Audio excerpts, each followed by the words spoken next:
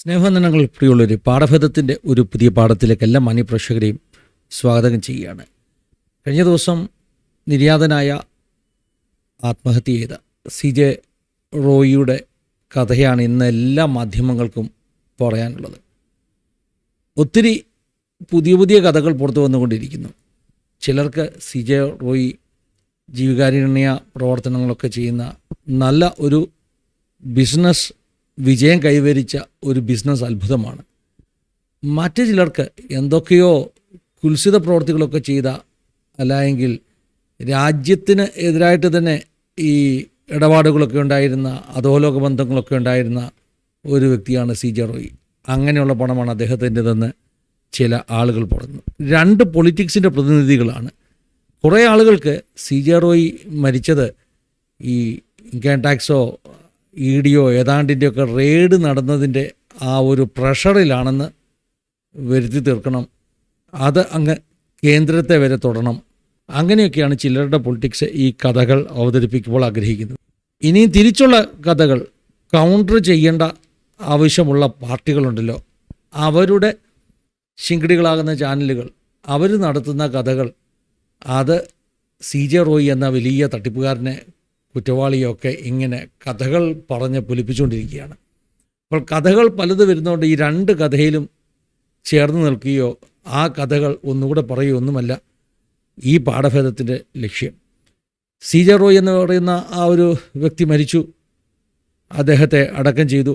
ഇനിയും അദ്ദേഹത്തെക്കുറിച്ച് ഇങ്ങനെ അധികം കഥയൊന്നും പറയേണ്ട ആവശ്യമില്ല എന്ന ഒരഭിപ്രായമാണ് എനിക്കുള്ളത്. പക്ഷേ അദ്ദേഹത്തിൻ്റെ ഒരു ഐഡിയോളജി, അദ്ദേഹം പറയുന്ന ചില ആശയങ്ങൾ, ഇനിയും അദ്ദേഹം വലിയ സക്സസ്ഫുൾ വ്യക്തിയായിരുന്നു എന്ന് ചിന്തിക്കുന്ന ആളുകൾ, ഇത്തരത്തിലുള്ള ആളുകളോട്, പ്രത്യേകിച്ചും വേദപുസ്തകമൊക്കെ വിശ്വസിക്കുന്ന ആളുകളോട് ഒരു തിരുത്തൽ പറയാൻ വേണ്ടിയാണ് ഈ പാഠഭേദം ഉപയോഗിക്കുന്നത്.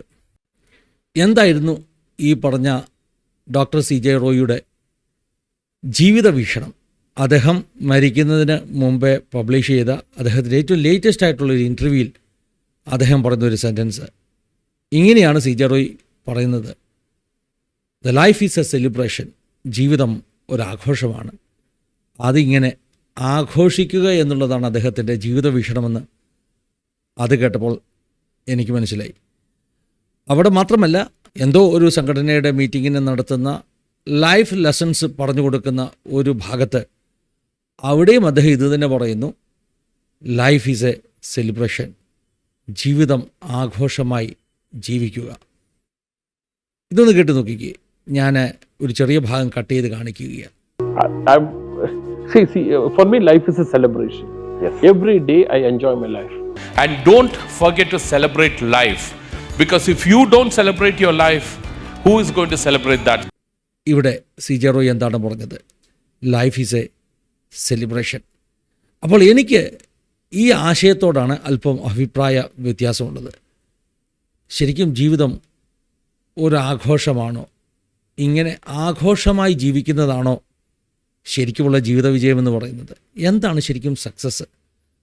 കോൺഫിഡൻറ്റ് ഗ്രൂപ്പിനെ വളർത്തി വലുതാക്കി വലിയ ധനികനായി തീർന്നതാണോ ജീവിത വിജയം? സക്സസ് എന്ന് പറഞ്ഞാൽ അതിൻ്റെ അർത്ഥമെന്താണ്?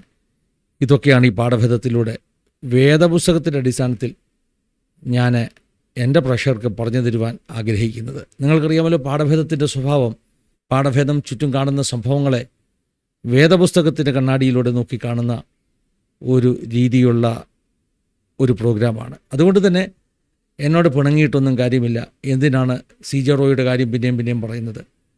ഇപ്പോൾ ഞാൻ CJ റോയിയുടെ കാര്യം പറഞ്ഞെങ്കിൽ മാത്രമേ ഞാൻ പറയുന്ന ചില വലിയ സത്യങ്ങളിലേക്ക് നിങ്ങളുടെ ശ്രദ്ധ വരികയുള്ളൂ.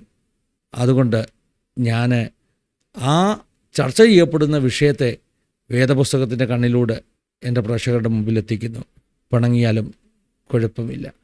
CJ റോയി പറഞ്ഞ സെൻറ്റൻസ്, അതായത് ലൈഫ് ഈസ് എ സെലിബ്രേഷൻ, ജീവിതം ഒരാഘോഷമാണ്. എനിക്ക് കൗതുകം തോന്നി, ഇതാരാണ് ഈ ഒരു സ്ലോഗൻ ഉണ്ടാക്കിയിട്ടുള്ളത്? ഏതൊരു സ്ലോഗൻ്റെ പിന്നിലും, ജീവിതാശയങ്ങൾക്ക് പിന്നിലും, ഫിലോസഫിയുടെ പിന്നിലും ആരൊക്കെങ്കിലും കാണുമല്ലോ. അങ്ങനെ വെറുതെ ഒന്ന് സെർച്ച് ചെയ്തപ്പോൾ the life is a celebration എന്ന് സെർച്ച് ചെയ്തപ്പോൾ ബാക്കി ഗൂഗിൾ പൂരിപ്പിച്ചു തന്നു, ഓഫ് ഇവൻറ്റ്സ് മോഹൻലാൽ. അപ്പോൾ നമ്മുടെ കേരളത്തിലെ ഏറ്റവും വിഖ്യാതനാകുന്ന നടന്മാരിൽ ഒരാളാകുന്ന മോഹൻലാലുമായിട്ട് ചേർത്താണ് ഗൂഗിൾ ആശാൻ എനിക്ക് ഈ ഒരു സെൻറ്റൻസിൻ്റെ പിതൃത്വം അല്ലെങ്കിൽ അതിൻ്റെ ഒരു ഉറവിടം കാണിച്ചു തന്നത്. Life is a celebration of events. ഞാനൊന്ന് ഗൂഗിളിൽ കൂടെ നോക്കിയപ്പോൾ എനിക്ക് മനസ്സിലായി, മോഹൻലാൽ പണ്ട് ഏതോ ഒരു സിനിമയിൽ പറഞ്ഞ ഒരു ഡയലോഗാണ് കേട്ടോ. ആ ഡയലോഗ് പിന്നെ പലരും കയറി അങ്ങ് ഉപയോഗിക്കാൻ തുടങ്ങി. Life is a celebration of events. Mohanlal പറയുന്നത് ജീവിതത്തിൽ ഏത് സാഹചര്യവും, അതായത് വേദനയാണെങ്കിലും സന്തോഷമാണെങ്കിലും ആഘോഷിക്കുക എന്ന് പറയുന്ന ഒരു ഭാഗം. ഞാൻ ആ ഒരു ഗൂഗിളിൽ സെർച്ച് ചെയ്തതെന്ന് എനിക്ക് മനസ്സിലായത് മോഹൻലാലിൻ്റെ ഒരു മദ്യപാന സീനാണത്. ആ ഒരു പർട്ടിക്കുലർ മൂവി, അതായത് അദ്ദേഹം ഈ ഡയലോഗ് പറയുന്ന മൂവി തന്നെ വളരെ മദ്യപിക്കുന്ന ഒരു കഥയെഴുത്തുകാരൻ്റെ കഥ എഴുതുന്ന, കഥ പറയുന്ന അയാൾ കഥ പറയുകയാണെന്ന് പറഞ്ഞ ഒരു സിനിമയിലെ ഭാഗമാണ്. അങ്ങനെ വെള്ളമൊക്കെ അടിച്ച് ബൂസായിട്ട് ഇങ്ങനെ ആനന്ദിക്കുന്ന മോഹൻലാൽ പറയുന്ന ഒരു dialogue, life is a celebration of events. പിന്നെ ഈ നമ്മുടെ CJ റോയ്ക്ക് സിനിമാ ബന്ധങ്ങളൊക്കെ ഉള്ളതുകൊണ്ട് എനിക്കറിയില്ല ആ ഡയലോഗ് കേട്ടാണോ ഇദ്ദേഹവും ഇത് തന്നെ പറയാൻ തുടങ്ങിയത്. എന്നാൽ പോപ്പുലർ കൾച്ചറിൽ മലയാളികളൊക്കെ ഈ സ്റ്റേറ്റ്മെൻറ്റ് കൂടുതൽ ഏറ്റെടുത്തത് ഈ മോഹൻലാലിൻ്റെ ഒരു ഡയലോഗിൽ നിന്നാണ്. മോഹൻലാലിൻ്റെ ജീവിത വീക്ഷണം അതുതന്നെയാണെന്നാണ് ഇപ്പോൾ ഗൂഗിൾ ആശാൻ നമുക്ക് പറഞ്ഞു തരുന്നത്. AI അത്ര ഭയങ്കരനാണ് കേട്ടോ, നമ്മളെക്കുറിച്ചുള്ള എല്ലാ ഡീറ്റെയിൽസും പറയും. നിങ്ങളിപ്പോൾ വെറുതെ ഫിന്നി ചാലുങ്കൽ യോഹന്നാൻ എന്ന എൻ്റെ പേര് ഗൂഗിളിലൊന്ന് അടിച്ചു നോക്കിയിട്ട് ആ AI മോഡൊന്ന് ഞെക്കിക്കഴിഞ്ഞാൽ നിങ്ങൾക്ക് കാണാൻ പറ്റും എൻ്റെ മുഴുവൻ ലൈഫ് സ്റ്റോറിയും, എൻ്റെ ജീവിത വീക്ഷണവും, എൻ്റെ പ്രധാനപ്പെട്ട പ്രസംഗങ്ങളിലെ ആശയങ്ങളും എല്ലാം AI കൊണ്ട് നിങ്ങളുടെ മുമ്പിൽ വെച്ച് തരും. അത്ര ഭയങ്കരനാണ് AI. എന്താണെങ്കിലും മോഹൻലാലിനെ ചുറ്റിപ്പറ്റിയാണ് ഇപ്പോൾ ഈ ഒരു ഡയലോഗ്, ഈ ഒരു ജീവിത വീക്ഷണം ഗൂഗിളിന് പറഞ്ഞു തരാനുള്ളത്. ഞാനങ്ങനെ സെർച്ച് ചെയ്യുന്ന കൂട്ടത്തിൽ ഞാൻ മറ്റൊരു ചിത്രവും കണ്ടു, ഇതേ സ്റ്റേറ്റ്മെൻറ്റ് ഉപയോഗിച്ചുകൊണ്ട്, അതായത് life is a celebration of events എന്ന അതേ വാചകം ഉപയോഗിച്ചുകൊണ്ട് നമ്മുടെ ക്രിക്കറ്റർ സഞ്ജു സാംസൺ ഒരു ചിത്രം പോസ്റ്റ് ചെയ്തിരിക്കുന്നു. മോഹൻലാലിൻ്റെ കൂടെ നിൽക്കുന്ന ചിത്രമാണ്. അതിന് കൊടുത്തിരിക്കുന്ന അടിക്കുറിപ്പ്, അതായത് സഞ്ജു സാംസൺ മോഹൻലാലിൻ്റെ കൂടെ നിൽക്കുന്ന ചിത്രത്തിന് അദ്ദേഹത്തിൻ്റെ ഫേസ്ബുക്ക് പേജിൽ കൊടുത്തിരിക്കുന്ന അടിക്കുറിപ്പും life is a celebration of events എന്ന അടിക്കുറിപ്പാണ്. ചുരുക്കി പറഞ്ഞാൽ ലാലേട്ടനുമായിട്ട് ബന്ധപ്പെട്ട ഒരു ജീവിത വീക്ഷണം അത് നമ്മുടെ CJ റോയ് സാറിന് നന്നായിട്ടങ്ങ് പിടിച്ചു. സിനിമാ ബന്ധങ്ങളൊക്കെ ഉള്ളത് കൊണ്ടാകാം അദ്ദേഹം ജീവിതത്തെ ഇങ്ങനെ സെലിബ്രേറ്റ് ചെയ്യണമെന്ന് പറയുന്ന ആശയക്കാരനാണ്. ഇത് ശരിക്കും നല്ല ഒരു ഫിലോസഫിയാണോ? ഇടയ്ക്ക് നിർത്തിയൊരു കാര്യം ഞാൻ പറയാം. സഞ്ജു സാംസൻ്റെ ആ ഫോട്ടോ കണ്ടപ്പോൾ സഞ്ജു സാംസണും മോഹൻലാലും ഒക്കെ കറുത്ത ഉടുപ്പിട്ടുകൊണ്ടാണ് നിൽക്കുന്നത്. ഇന്നലത്തെ CJ റോയിയുടെ ആ ഒരു ഫ്യൂണറൽ ആ രംഗത്തിലും ഞാൻ നോക്കി, ഒത്തിരി പേർ കറുത്ത ഉടുപ്പിട്ടുകൊണ്ടായിരുന്നു നിന്നത്. കറുത്ത ഉടുപ്പെന്നൊക്കെ പറയുന്നത് സാധാരണ ദുഃഖത്തെയും മരണസമയങ്ങളിലൊക്കെ ഉപയോഗിക്കുന്ന ഒരു നിറമായിട്ടാണ് നമ്മൾ കാണാറുള്ളത്. കരിങ്കൊടി എന്നൊക്കെ നമ്മൾ കേട്ടിട്ടില്ലേ? കരിങ്കൊടി കെട്ടിയ വാഹനങ്ങൾ പോകുന്നത് സാധാരണ മരണവുമായിട്ട് ബന്ധപ്പെട്ടില്ലേ? പിന്നെ രാഷ്ട്രീയ നേതാക്കന്മാരെ കരിങ്കൊടി കാണിക്കുന്നതും അതുകൊണ്ട് തന്നെ വളരെ തെറ്റായ ഒരു സന്ദേശമല്ലേ കൊടുക്കുന്നത്? അങ്ങനെ വരുമ്പോൾ ഈ ലാലേട്ടനും സഞ്ജു സാംസണും തോളത്ത് കയറ്റി നിൽക്കുന്ന ആ ഫോട്ടോയിൽ അവർ രണ്ടുപേരും കറുപ്പെന്തായി ഇട്ടിരിക്കുന്നത്? അപ്പോൾ സെലിബ്രേഷൻ ഓഫ് ലൈഫ് എന്ന് പറഞ്ഞാൽ ഒരു കറുപ്പ് അല്ലെങ്കിൽ ഒരു നെഗറ്റീവ് മീനിങ് അതിനകത്തുണ്ടോ? അതിനകത്ത് ആ വാചകത്തിൽ ഒരു നെഗറ്റിവിറ്റി ഉണ്ടോ എന്നൊരു ചോദ്യം എനിക്കുണ്ട്. അങ്ങനെ നോക്കിയപ്പോഴാണ് ഞാൻ കണ്ടത് ഈ പറഞ്ഞ മോഹൻലാലും പിന്നെ ആൻ്റണി പെരുമ്പാവൂറും ആ കൂട്ടത്തിൽ ഡോക്ടർ CJ റോയും ഇവർ 3 പേരും കറുത്ത ഉടുപ്പിട്ടുകൊണ്ട് നിൽക്കുന്ന ഒരു ഫോട്ടോ.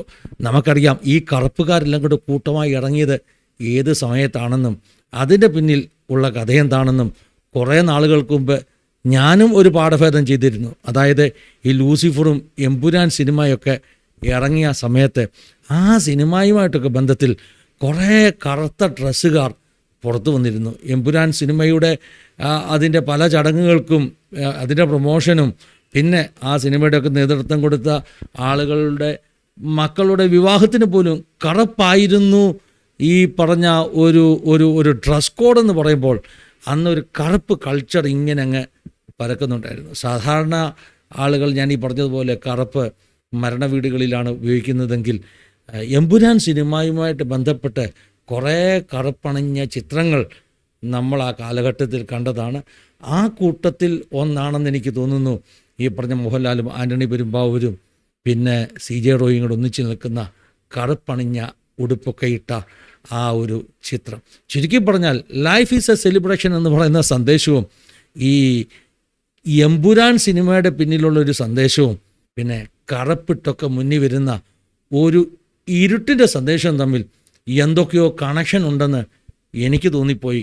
എന്താണെങ്കിലും ഒരു കാര്യം ഞാൻ പറയാം, ഈ കറുത്ത നിറവും അല്ലെങ്കിൽ കറുത്ത ആശയങ്ങളും കറുത്ത ആരാധനയും ഒക്കെ പിൻപറ്റുന്നവരെ അവസാനം ഇരുട്ടിൻ്റെ ശക്തി അല്ലെങ്കിൽ കറുപ്പിൻ്റെ ശക്തി കൊണ്ടുപോയി അവസാനിപ്പിക്കുന്നത് ഭയങ്കര ദുരന്തങ്ങളിലാണ് എന്ന് പറഞ്ഞുകൊണ്ട് ആ ഒരു ഭാഗം, ഇടയ്ക്ക് പറഞ്ഞ ഭാഗം അവിടെ അങ്ങ് നിർത്തുകയാണ്. എനിക്കറിയാം ഞാൻ ഇങ്ങനെയൊക്കെ പറയുമ്പോൾ എല്ലാവർക്കും എല്ലാമൊന്നും മനസ്സിലാകുകയില്ല. അവർ ചിന്തിക്കും എന്താണ് ഈ പുള്ളി കുറേ നേരം കറുപ്പ് കറുപ്പ് കറുപ്പെന്ന് പറയുന്നത്. സാധാരണ പാസ്റ്ററൽ ഭാഷയിൽ മനസ്സിലായവർക്കായി സ്തോത്രം എന്ന് പറഞ്ഞുകൊണ്ട് ഞാനങ്ങ് മുൻപോട്ട് പോവുകയാണ്. പിന്നെ എല്ലാ കാര്യങ്ങളും എല്ലാവർക്കും ഇങ്ങനെ പറഞ്ഞു തരുമ്പോൾ മനസ്സിലാകണമെന്നില്ല. അങ്ങനെ മനസ്സിലാക്കണമെങ്കിൽ കുറച്ചൊക്കെ ചുറ്റും നടക്കുന്ന സംഭവങ്ങൾ എന്താണെന്നൊന്ന് കൂട്ടിയിണക്കാനുള്ള ഒരു ഒരു ഒരു വായനാശീലവും ഒക്കെ ഉണ്ടെങ്കിൽ പറഞ്ഞത് എന്താണെന്ന് മനസ്സിലാകും. ഞാൻ ഇനിയും മടങ്ങി വരികയാണ്. ഈ ഫിലോസഫിയെക്കുറിച്ച് പറയുകയാണ്. ഏത് ഫിലോസഫി? നമുക്ക് ലൈഫിനെ ഒരു സെലിബ്രേഷനാക്കി മാറ്റാം. Life is a celebration of events. അല്ലെങ്കിൽ ഈ പറഞ്ഞ CJ റോയി പറഞ്ഞതുപോലെ ലൈഫ് ഈസ് എ സെലിബ്രേഷൻ. ആനന്ദിക്കുക എന്നുള്ളതാണ് എൻ്റെ ജീവിത മോട്ടോ എന്ന് പറയുന്ന ആ ഒരു ആശയം.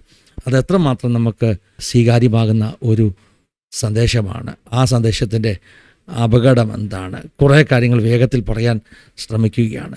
എപ്പിക്യൂരിയൻ ഫിലോസഫി എന്ന് പറയുന്ന ഒരു തത്വശാസ്ത്രമുണ്ട്. എന്താണ് ഈ എപ്പിക്യൂരിയൻ ഫിലോസഫി? വളരെ ലളിതമാണ് കേട്ടോ. തിന്നുക, കുടിക്കുക, ആനന്ദിക്കുക, നാളെ നമ്മൾ ചാകുമല്ലോ. ഇത് തന്നെയാണ് ഈ നമ്മുടെ ലാലേട്ടനും CJ റോയി സാറും ഒക്കെ പറയുന്ന ലൈഫ് ഈസ് എ സെലിബ്രേഷൻ. അടിച്ച് പൊളിച്ച് ജീവിക്കണം. എന്തായാലും നമ്മൾ നാളെ ചാകാനുള്ളവരാണ്. അതുകൊണ്ട് ജീവിക്കുമ്പോൾ എല്ലാ സുഖങ്ങളുമൊക്കെ ആസ്വദിച്ച് ഇങ്ങനെ തകർത്ത് ജീവിക്കുക എന്നൊരു ഫിലോസഫിയാണ് ഈ പറഞ്ഞ ലൈഫ് ഈസ് എ സെലിബ്രേഷൻ എന്ന് പറയുന്ന ആ ഒരു ഫിലോസഫി. ഇത് മോഹൻലാൽ ഒന്നും കണ്ടുപിടിച്ച ഫിലോസഫിയൊന്നുമല്ല. 2000 വർഷങ്ങൾക്ക് മുമ്പ് ബൈബിൾ എഴുതിയ സമയത്ത് തന്നെ എപ്പിക്യൂരിയൻസിനെ കുറിച്ചുള്ള വേദപുസ്തകത്തിൽ റെഫറൻസ് ഒക്കെയുണ്ട്. പ്രത്യേകിച്ചും ഈ ഏതൻസിൽ പൗലോസ് നടത്തുന്ന പ്രസംഗത്തിൽ എപ്പിക്യൂര്യരും സ്തോയിക്കരുമാകുന്ന ഈ പറഞ്ഞ ഫിലോസഫേഴ്സ്, തത്വചിന്തകൾ ഈ പൗലോസുമായിട്ട് ഡിബേറ്റ് നടത്തിയതായിട്ട് അല്ലെങ്കിൽ അവരുമായിട്ട് സംസാരിച്ചതായിട്ടൊക്കെ അവിടെ റെഫറൻസ് ഉണ്ട്. ഗ്രീക്കിലെ ആ കാലഘട്ടത്തിലെ വളരെ പ്രബലമാകുന്ന ആശയങ്ങളിൽ ഒന്നായിരുന്നു എപ്പിക്യൂരിയൻ ഫിലോസഫി. എന്ന് പറഞ്ഞാൽ ജീവിതം നമ്മൾ സന്തോഷത്തോടുകൂടെ കഴിയണം. എന്തായാലും നാളെ മരിച്ചു കഴിഞ്ഞ് പിന്നെ എന്താണെന്ന് നമുക്ക് ആർക്കറിയാം.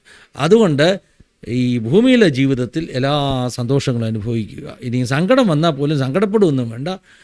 ഈ പറഞ്ഞതുപോലെ മോഹൻലാൽ ആ ഒരു പിക്ചറിൽ കാണിച്ചതുപോലെ സങ്കടമുള്ളപ്പോഴും അല്പം ഈ വൈകിട്ടെന്താ പരിപാടി എന്ന് മോഹൻലാൽ ചോദിക്കുന്ന ഒരു അഡ്വർടൈസ്മെൻറ്റില്ലേ, അതുപോലെ വൈകിട്ടത്തെ പരിപാടി മനസ്സിലായല്ലോ, ആ പരിപാടിയൊക്കെ ചെയ്ത് ഇങ്ങനെ അങ്ങ് സന്തോഷമായിട്ട് ജീവിക്കുക എന്നുള്ളൊരു ഫിലോസഫിയാണ് എപ്പിക്യൂരിയൻ ഫിലോസഫി. ഈ എപ്പിക്യൂരിയൻ ഫിലോസഫി പൗലോസ് ഖണ്ഡിച്ചുകൊണ്ട് സംസാരിക്കുന്നത് കൊരിന്ത്യർ ലേഖനത്തിലാണ്. 1 കൊരിന്ത്യർ ലേഖനം 15-ാമത്തെ അധ്യായത്തിൽ മരണത്തെക്കുറിച്ച് പറയുന്ന അധ്യായമാണത് കേട്ടോ. മരണം എന്ന് പറയുമ്പോൾ മരണത്തെക്കുറിച്ച് മാത്രമല്ല, മരണാനന്തര ജീവിതത്തെക്കുറിച്ച്, പുനരുദ്ധാനത്തെക്കുറിച്ചൊക്കെ പറയുന്ന അധ്യായമാണ് 1 കൊരിന്ത്യർ ലേഖനം 15-ാമത്തെ അധ്യായം. നമ്മുടെയൊക്കെ ശവസംസ്കാര ശുശ്രൂഷകളിൽ പലപ്പോഴും നമ്മൾ വായിക്കുന്ന ഒരു വേദഭാഗമാണിത്. അതായത് ഈ ഒരു ഭാഗം നമ്മൾ നമ്മുടെ പല മരണ ശുശ്രൂഷകളിലും 15-ാം അധ്യായത്തിൽ നിന്ന് 1 കൊരിന്ത്യർ ലേഖനത്തിൽ നിന്ന് നമുക്ക് വായിക്കാൻ പറ്റും. ശവസംസ്കാര ശുശ്രൂഷ എന്നൊക്കെ പറഞ്ഞാൽ അത് ക്രൈസ്തവരുടെ ശവസംസ്കാര ശുശ്രൂഷയൊക്കെ വളരെയധികം റെസ്പെക്റ്റോടുകൂടെ ഒരു ഉയർപ്പിന് വേണ്ടി ആ ശരീരത്തെ അർപ്പിക്കുന്ന ഒരു അനുഭവമാണ്. CJ റോയ്ക്ക് കിട്ടിയ ശവസംസ്കാരം നമ്മൾ കണ്ടു. അദ്ദേഹത്തിൻ്റെ തന്നെ റിസോർട്ടിലാണ് അദ്ദേഹത്തെ അടക്കം ചെയ്തത്.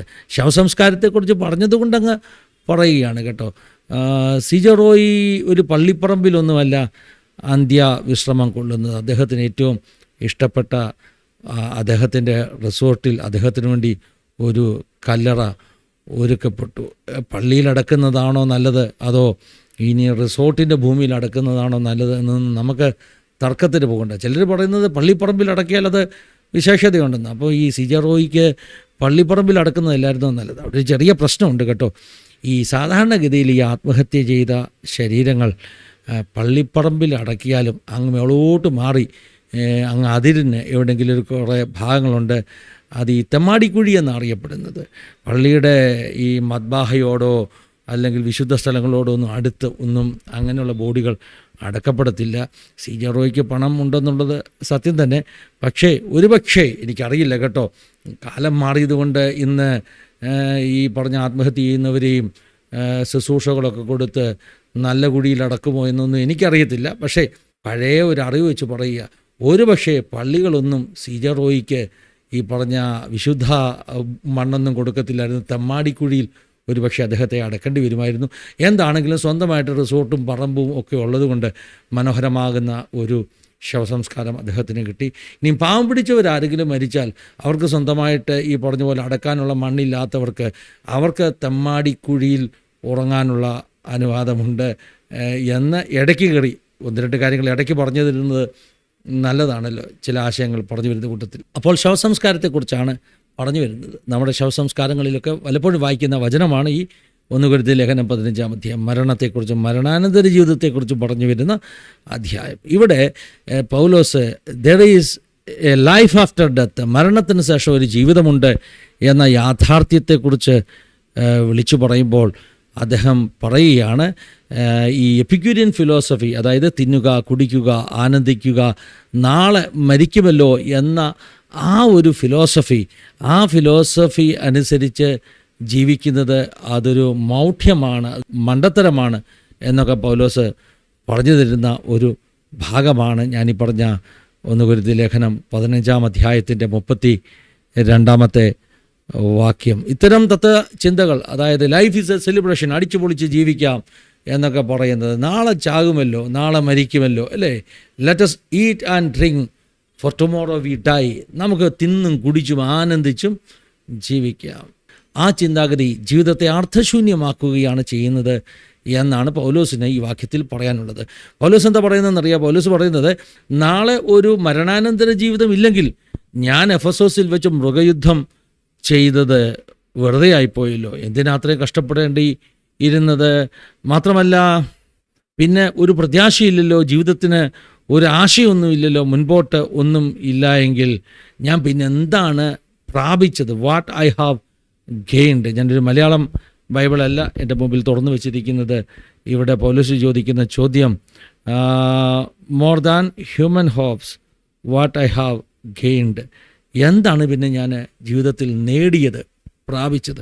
സത്യമല്ലേ, ഈ മരണം കൊണ്ടെല്ലാം തീരുകയാണെങ്കിൽ, ഇപ്പോൾ സി.ജെ. റോയി മരിച്ചു, ഉണ്ടാക്കിയ ധനവും എല്ലാം ഇവിടെ മണ്ണിൽ അവശേഷിപ്പിച്ചിട്ട് അദ്ദേഹം പോയി, ഇനി ജീവിതം കൊണ്ട് എന്താ മീനിങ് ഉള്ളത്? അപ്പോൾ ഈ പറഞ്ഞ ലൈഫ് ഈസ് എ സെലിബ്രേഷൻ എന്ന് പറയുന്ന ആ ഫിലോസഫിക്ക് ഒരു അർത്ഥമില്ല, മീനിങ്ലെസ് ആണ്. ഇവിടെ സമ്പാദിക്കുന്ന ധനവും മാനവും ഒന്നുമല്ല യഥാർത്ഥത്തിൽ നാം പ്രാപിക്കുന്ന നേട്ടങ്ങൾ. അതിനപ്പുറമായി മരണാനന്തര ജീവിതത്തെക്കുറിച്ചുള്ള പ്രത്യാശയും ആ ജീവിതത്തിന് വേണ്ടിയുള്ള തയ്യാറെടുപ്പും ഒരുക്കവുമൊക്കെയാണ് യഥാർത്ഥ ജീവിത വിജയം. അതായത് ഈ ഭൂമി വിട്ടു പോകുമ്പോഴും സൃഷ്ടിതാവിൻ്റെ മുമ്പിൽ നിൽക്കുമ്പോഴും മനസ്സ് നിറഞ്ഞ് ചിരിച്ചുകൊണ്ട് സന്തോഷിച്ചുകൊണ്ട് ഞാൻ ജീവിതത്തിൽ വിജയിച്ചു എന്ന് പറയത്തക്കവണ്ണം, അതായത് നിത്യതയ്ക്ക് അവകാശിയായി എന്ന് പറയത്തക്കവണ്ണം സൃഷ്ടിതാവിൻ്റെ കൽപ്പനകളെ സ്വീകരിച്ച് അവിടുത്തെ തിരുവുള്ളമറിഞ്ഞ് അവിടുന്ന് ഈ ഭൂമിയിലാക്കിയ പദ്ധതി എന്താണോ അത് ജീവിതത്തിൽ പൂർത്തീകരിച്ച്, അതായത് ജീവിതത്തിൽ ദൈവം വെച്ചിരിക്കുന്ന ഒരു പർപ്പസുണ്ട്, ദൈവത്തിൻ്റെ ഒരു ഉദ്ദേശമുണ്ട്. ഈ ഭൂമിയിൽ ജനിക്കുന്ന ഓരോ മനുഷ്യനും ഒരു ദൈവം ഭൂമിയിലേക്ക് അയച്ച ഒരു പർപ്പസോടുകൂടെ ജനിക്കുന്ന, ബോൺ വിത്ത് എ പർപ്പസ്. ആ പർപ്പസ് പൂർത്തീകരിക്കുന്നതാണ് ജീവിത വിജയമെന്ന് പറയുന്നത്. അല്ലാതെ ഇവിടെ കോടീശ്വരനാകുന്നതൊന്നും അല്ല എന്ന ഒരു യാഥാർത്ഥ്യമാണ് പൗലോസിന് പറയാനുണ്ട്. പൗലോസ് മൃഗയുദ്ധം ചെയ്തു, പൗലോസ് സുവിശേഷ രാജ്യത്തിന് വേണ്ടി ഓടി. നാളെ മരിച്ചു കഴിഞ്ഞ് ഒന്നുമില്ലെങ്കിൽ ഈ ഓടിയതും അധ്വാനിച്ചതും ദൈവരാജ്യത്തിന് വേണ്ടി നിന്നതും കൊണ്ട് എന്ത് നേട്ടമെന്ന ഒരു ചോദ്യം ചോദിച്ചിട്ട് അടുത്ത സെൻറ്റൻസിൽ പൗലോസ് പറയുകയാണ്, if the dead are not raised, അതായത് മരിച്ചവർ ഉയർക്കുന്നില്ലെങ്കിൽ, let's eat and drink for tomorrow we die, നമുക്ക് തിന്ന് കുടിച്ച് ആനന്ദിച്ച് ജീവിക്കാം, നാളെ നമ്മൾ മരിക്കുമല്ലോ. എപ്പിക്യൂരിയൻ ഫിലോസഫി അത് അങ്ങ് ശരിയാകുമെന്നാണ് പൗലോസ് പറയുന്നത്. പക്ഷേ അടുത്ത വചനത്തിൽ പൗലോസ് തരുന്ന ഒരു സാരോപദേശമുണ്ട്. അതാണ് എനിക്ക് ആസാദിയുടെ പ്രേക്ഷകരോട് പറഞ്ഞു തരാനുള്ളത്. ഡു നോട്ട് ബി മിസ്ലെഡ്, തെറ്റായ വഴികളിലേക്ക് നിങ്ങളെ ആരും കൊണ്ടുപോകരുത്, ചതിക്കപ്പെടരുതെന്ന് അർത്ഥം. Do not be deceived. അടുത്ത വാക്യം ശ്രദ്ധിക്കണം, bad company corrupts good character. ശ്രദ്ധിക്കണം, bad company corrupts good character. അതായത് തെറ്റായ കൂട്ടുകെട്ട്, തെറ്റായ കൂട്ടുകാർ നമ്മുടെ നല്ല ക്യാരക്ടറിനെ, നല്ല സ്വഭാവത്തെ നശിപ്പിക്കും. എനിക്കറിയത്തില്ല മലയാളത്തിൽ എന്താ എഴുതിയിരിക്കുന്നത്, പക്ഷേ എനിക്ക് ഇംഗ്ലീഷ് ട്രാൻസ്ലേഷൻസ് ചിലപ്പോഴൊക്കെ ഒത്തിരി ഇഷ്ടമാണ്. കാരണം പല വചനങ്ങളും നന്നായിട്ട് മനസ്സിലാകണമെങ്കിൽ ഈ ഇംഗ്ലീഷ് വായിക്കണം. അവിടെ എന്താ എഴുതിയിരിക്കുന്നതെന്ന് അറിയാമോ? ഈ എപ്പിക്യൂരിയൻ ഫിലോസഫി ഉണ്ടല്ലോ, life is a celebration of events, Lalettan പറഞ്ഞത്, അത് കണ്ടിച്ച് മുറിച്ച് ലൈഫ് ഈസ് എ സെലിബ്രേഷൻ എന്ന് CJ റോയ് പറഞ്ഞത്. ഇതെല്ലാം ഒറ്റ ഫിലോസഫി, എപ്പിക്യൂരിയൻ ഫിലോസഫി. തിന്നുക, കുടിക്കുക, ആനന്ദിക്കുക, നാളെ മരിക്കുമല്ലോ, മരണശേഷം എന്തായാലും നമുക്കെന്തടേ എന്ന് ചോദിക്കുന്ന ആ ഒരു ഫിലോസഫി, ആ ഫിലോസഫിയെ ഖണ്ഡിച്ചുകൊണ്ട് പൗലോസ് കൊരിന്ത്യർ ലേഖനത്തിൽ പറയുകയാണ്, അതല്ല ജീവിതത്തിൽ നമ്മൾ നേടുന്ന നേട്ടം, അങ്ങനെ ജീവിക്കുന്നതല്ല ഒരു നല്ല ജീവിതം എന്ന് പറഞ്ഞിട്ട് പൗലോസ് പറയുകയാണ്, ഡു നോട്ട് ബി മിസ്ലെഡ്. അതായത് നിങ്ങളെ ആരും തെറ്റിദ്ധരിപ്പിക്കരുത്, നിങ്ങളെ ആരും വഞ്ചിക്കരുത്. Bad company corrupts good character. തെറ്റായ കൂട്ടുകെട്ടിൽപ്പെട്ടാൽ ഇങ്ങനെയുള്ള ഫിലോസഫി തലയ്ക്കകത്ത് കയറും. അങ്ങനെ തലയ്ക്കകത്ത് വേണ്ടാത്ത ഫിലോസഫി കയറിക്കഴിഞ്ഞാൽ ലോകത്തിന് മുമ്പിൽ പലരും പരാജയമായതുപോലെ, പരിഹാസമായതുപോലെ അങ്ങനെയുള്ളവർ പരാജയപ്പെടുമെന്നുള്ള യാഥാർത്ഥ്യം നമ്മൾ തിരിച്ചറിയണം. ബാഡ് കമ്പനി, തെറ്റായ കൂട്ടുകെട്ടുകൾ, അതൊരു വ്യക്തിയോട് മാത്രമല്ല, അത് തെറ്റായ സമൂഹത്തോടാണെങ്കിലും അല്ല, തെറ്റായ ഐഡിയോളജിയോടാണെങ്കിലും that will corrupt good character. അതായത് ഒരു ഐഡിയോളജി, ഏത് ideology? Life is a celebration, അല്ലേ?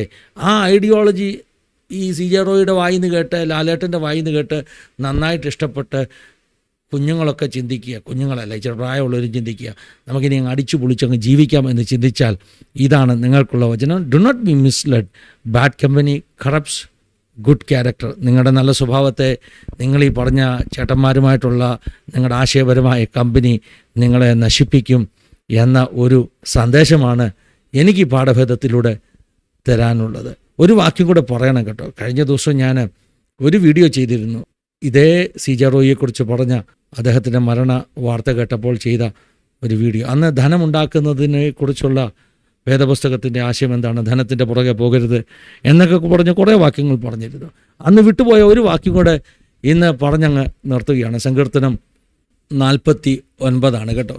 ഈ സങ്കീർത്തനം 49 ധനമുണ്ടാക്കാൻ വേണ്ടി ഓടുന്നവരുടെ പരാജയത്തെക്കുറിച്ച്, അവർ ഒരു വലിയ പരാജയമാണ് എന്നതിനെക്കുറിച്ച് പറയുന്ന സങ്കീർത്തനമാണ്. നിങ്ങൾക്ക് ഒരു പക്ഷേ അല്പം വിഷമം തോന്നും. ഈ സങ്കീർത്തനത്തിൽ പണക്കാരെ വിളിച്ചിട്ടുള്ള പേര് കേട്ടാൽ നിങ്ങൾക്ക് അല്പം വിഷമം തോന്നും. ഒരു ശരാശരി ധനികൻ്റെ സ്വഭാവ രീതിയൊക്കെ ഈ സങ്കീർത്തനത്തിൽ നിന്ന് നമുക്ക് വായിച്ചാൽ മനസ്സിലാക്കുവാൻ കഴിയും. അവർ തങ്ങളുടെ സമ്പത്തിൽ ആശ്രയിക്കുകയും ധനസമൃദ്ധിയിൽ പ്രശംസിക്കുകയും ചെയ്യുന്നു. സഹോദരൻ ശവക്കുഴി കാണാതെ എന്നേക്കും ജീവിച്ചിരിക്കേണ്ടതിന് അവനെ വീണ്ടെടുപ്പാനോ ദൈവത്തിന് വീണ്ടെടുപ്പ് വില കൊടുക്കുവാനോ ആർക്കും കഴിയില്ല. എത്ര പണമുണ്ടെങ്കിലും, പണമുണ്ടെങ്കിൽ ചിലപ്പം പള്ളിപ്പുറമ്പ് കിട്ടും, തമ്മാടിക്കുഴിയിൽ ഉറങ്ങേണ്ടി വരത്തില്ല, ചിലപ്പം സ്വന്തം മണ്ണിൽ ഉറങ്ങേണ്ടി വരും. പക്ഷേ ആ ഒരു ശവക്കുഴിയെക്കുറിച്ചല്ല പറയുന്നത് കേട്ടോ. അതിനപ്പുറമായിട്ടൊരു നിത്യതയുടെ വീണ്ടെടുപ്പ് വില കൊടുക്കാൻ ഒരു പണക്കാരൻ്റെ പണവും പ്രാപ്തിയല്ല അവൻ്റെ ആത്മാവിനെ രക്ഷിക്കാൻ. എനിക്ക് ഇത്രയും കാശുണ്ട് കേട്ടോ, എന്നെ സ്വർഗത്തിൽ കയറ്റണമെന്ന് പറഞ്ഞാൽ അതൊന്നും സ്വർഗീയ പൗരനാകാൻ നമുക്ക് കഴിയില്ല. CJ റോയിയെക്കുറിച്ച് പറഞ്ഞത് അദ്ദേഹം പിന്നെ ഇന്ത്യയിലെ സ്ലോവിക്കൻ രാജ്യത്തിൻ്റെ ഒരു ഓണററി കൗൺസിലായിരുന്നെന്ന്, എന്ന് പറഞ്ഞാൽ സ്ലോവിക്യ എന്ന ദേശം കൊടുത്ത ഒരു ഓണററി പദവിയൊക്കെ ഉണ്ടായിരുന്നു. നമുക്ക് കാശൊക്കെ ഉണ്ടെങ്കിൽ അങ്ങനെ ചില രാജ്യങ്ങൾ നമുക്ക് ആ രാജ്യത്തിൻ്റെ പദവികളോ പിന്നെ പൗരത്വങ്ങളോ ഒക്കെ തരും കേട്ടോ. പക്ഷേ സ്വർഗീയ പൗരത്വം ധനത്താൽ വാങ്ങാമെന്ന് ആർക്കും തോന്നരുത്, അത് മറ്റ് ഒന്നാണ്. വചനം പറയുന്നു, സങ്കീർത്തനം 49:9 വാക്യം, അവരുടെ പ്രാണൻ്റെ വീണ്ടെടുപ്പ് വിലയേറിയത്, അതൊരു നാളും സാധിക്കില്ല. ജ്ഞാനികൾ മരിക്കുകയും മൂഢനും മൃഗപ്രായനും ഒരുപോലെ നശിക്കുകയും തങ്ങളുടെ സമ്പാദ്യം മറ്റുള്ളവർക്ക് വിട്ടേച്ചു പോവുകയും ചെയ്യുന്നത് കാണുന്നുവല്ലോ. തങ്ങളുടെ ഭവനങ്ങൾ ശാശ്വതമായും തങ്ങളുടെ വാസസ്ഥലങ്ങൾ തലമുറയായി നിൽക്കും എന്നിങ്ങനെയാകുന്നു അവരുടെ അന്തർഗതം. തങ്ങളുടെ നിലങ്ങൾക്ക് അവർ തങ്ങളുടെ പേരിടുന്നു. സൂപ്പർ വചനമാകട്ടോ. തങ്ങളുടെ നിലങ്ങൾക്ക് അവർ തങ്ങളുടെ പേരിടുന്നു എന്ന് പറഞ്ഞാൽ, ഈ ചിലരുടെ ചിന്ത അവരുടെ കമ്പനിക്ക് അവരുടെ പേരിടുന്നു, അവരുടെ പ്രോപ്പർട്ടിക്ക് അവരുടെ വീടിന് അവരുടെ പേരിടുന്നു. മരിക്കും എന്നുള്ളത് ഉറപ്പാണ്, പക്ഷെ മരിച്ചാലും അവരുടെ പേരവിടെ കിടക്കും എന്നുള്ളതാ ഈ ധനികന്മാരാകുന്ന ചിലരുടെ ഒരു സൈക്കോളജി എന്ന് പറയുന്നത്. എന്നാൽ മനുഷ്യൻ ബഹുമാനത്തിൽ നിലനിൽക്കില്ല, അവൻ നശിച്ചു പോകുന്ന മൃഗങ്ങൾക്ക് തുല്യൻ. ഇവിടെ വേദപുസ്തകം എന്താ വിളിച്ചിരിക്കുന്നതെന്നറിയാമോ? ഇങ്ങനെയുള്ള മനുഷ്യൻ നശിച്ചു പോകുന്ന മൃഗങ്ങൾക്ക് തുല്യൻ, മൃഗപ്രായനായ മനുഷ്യൻ. അപ്പോൾ വേദപുസ്തകം ശരിക്കും ഇത്തരത്തിലുള്ള ജീവിതശൈലി നയിക്കുന്നവരെ, സമ്പത്തിൽ ആശ്രയിച്ച് ഈ പറഞ്ഞ അടിച്ചു പൊളിച്ച് ജീവിക്കുന്ന ജീവിതം നയിക്കുന്നവരെ മൃഗമെന്നാണ് വിളിച്ചിട്ടുള്ളത്. പലപ്പോഴും ഈ പറഞ്ഞ ഈ ജീവിതശൈലി ഉണ്ടല്ലോ, ലൈഫ് ഈസ് എ സെലിബ്രേഷൻ, ഇതൊരു തരം വൈൽഡാണ് കേട്ടോ. വൈൽഡ് പാർട്ടി, വൈൽഡ് സെലിബ്രേഷൻ എന്നൊക്കെ കേട്ടിട്ടില്ലേ? നമ്മുടെ ഈ അടുത്ത സമയത്ത് ഇലോൺ മസ്കിനെ കുറിച്ച് മറ്റേ എപ്സ്റ്റൈൻ ഫയൽ പുറത്തു വന്നപ്പോൾ അതിനകത്തൊരു പരാമർശമുണ്ട്, മസ്ക് വൈൽഡ് പാർട്ടിയെക്കുറിച്ച് ചോദിക്കുന്നു എന്ന് പറയുന്നൊരു പരാമർശം കഴിഞ്ഞ ദിവസം ആരോ എന്നോട് പറഞ്ഞു. അപ്പം മസ്കിനും വൈൽഡ് പാർട്ടിയൊക്കെ ഇഷ്ടമാണെന്ന് അദ്ദേഹത്തിനെതിരെ ആരോപിച്ചിരിക്കുകയാണ്. അദ്ദേഹം അതൊക്കെ നിഷേധിച്ചു. എന്താണെങ്കിലും ഈ പറഞ്ഞ വൈൽഡ് പാർട്ടി, പണമുണ്ടാക്കുന്നവർ വൈൽഡായിട്ട് ജീവിക്കാനാണ് പണം ഉണ്ടാക്കുന്നത്. വൈൽഡ് പാർട്ടി എന്ന് പറയുമ്പോൾ അതിനകത്ത് ഈ ലാലേട്ടൻ പറഞ്ഞ വൈകിട്ട് എന്താ പരിപാടി എന്നുള്ളത് മാത്രമല്ല, മറ്റു പല വൈൽഡായിട്ടുള്ള, വൈൽഡ് എന്ന് പറഞ്ഞാൽ വന്യം എന്നാ കേട്ടോ, വന്യം എന്ന് പറഞ്ഞാൽ മൃഗതുല്യം എന്നാ കേട്ടോ. അപ്പോൾ ഈ മൃഗങ്ങളെപ്പോലെ ജീവിക്കുന്ന, മനുഷ്യനെ പോലെയല്ല കേട്ടോ, മനുഷ്യന് ഇച്ചിരി ബുദ്ധിയും വിവേകമൊക്കെ ഉണ്ട്, അങ്ങനെ ജീവിക്കുന്ന ഒരു ലൈഫ് സ്റ്റൈൽ, കുത്തഴിഞ്ഞ ജീവിതം, അത് ആസ്വദിക്കുന്നതാണ് ലൈഫിൻ്റെ സെലിബ്രേഷൻ എന്നൊക്കെ ചിന്തിക്കുന്ന ഒരു ലൈഫ് സ്റ്റൈല്. അപ്പോൾ ഇതൊക്കെയാണ് ഈ പുള്ളിക്കാരന്മാർ നമുക്ക് തരുന്ന ആശയങ്ങൾ.